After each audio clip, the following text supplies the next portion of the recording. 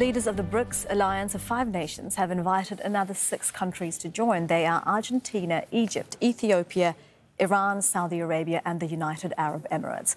The annual BRICS summit is being held in Johannesburg. The leaders of Brazil, India, China and South Africa are there, while Russia's president is on video link from Moscow. The South African president made the expansion announcement. We have decided to invite the Argentine Republic, the Arab Republic of Egypt, the Federal Democratic Republic of Ethiopia, the Islamic Republic of Iran, the Kingdom of Saudi Arabia, and the United Arab Emirates to become full members of BRICS. The membership will take effect from the 1st of January 2024. Our correspondent Fahmida is joining us live from Johannesburg. BRICS group attracting a level of interest rarely seen since its founding in 2014. Fahmida, dozens of countries expressed their interest in joining, but only 6 have been accepted for now. It's likely, Elizabeth, that the criteria was pretty tight in terms of who they might admit. There's been a lot of debate amongst these BRICS members around who should be admitted, when that should be done. And looking at who they've included in this admission, we see also increased representation from African countries, Ethiopia and Egypt. And South Africa has been squarely behind that, wanting African countries, the global south, to have a bigger place within this grouping. But to give us greater insight into what might have informed this decision, we're speaking to Michael Bosecue, a global affairs analyst. Now, Michael, what is likely behind the admission of these 6 new members? What is it that would have taken them into the BRICS grouping? Sure. Well, it looks like China was very, very keen to expand BRICS. In fact, the Chinese foreign ministry spokesperson said it's going to breathe new vitality into the bloc. For sure it will, but the choice is very interesting. So we have Argentina, some more representation from South America, Egypt, Ethiopia, African continent. Ethiopia was, I think, a little bit unexpected.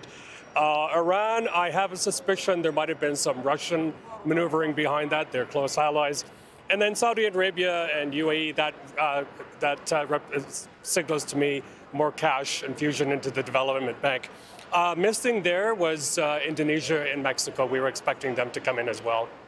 We've repeatedly heard from the existing leadership of BRICS that this is about unity, it's about the global south, greater representation, but this comes amid heightening global tensions. While BRICS may be forming a more solid bloc globally, are there concerns around greater fragmentation?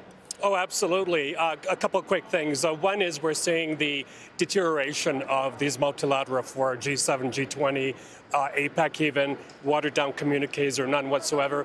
At least here they managed to come out with quite a big announcement about the expansion.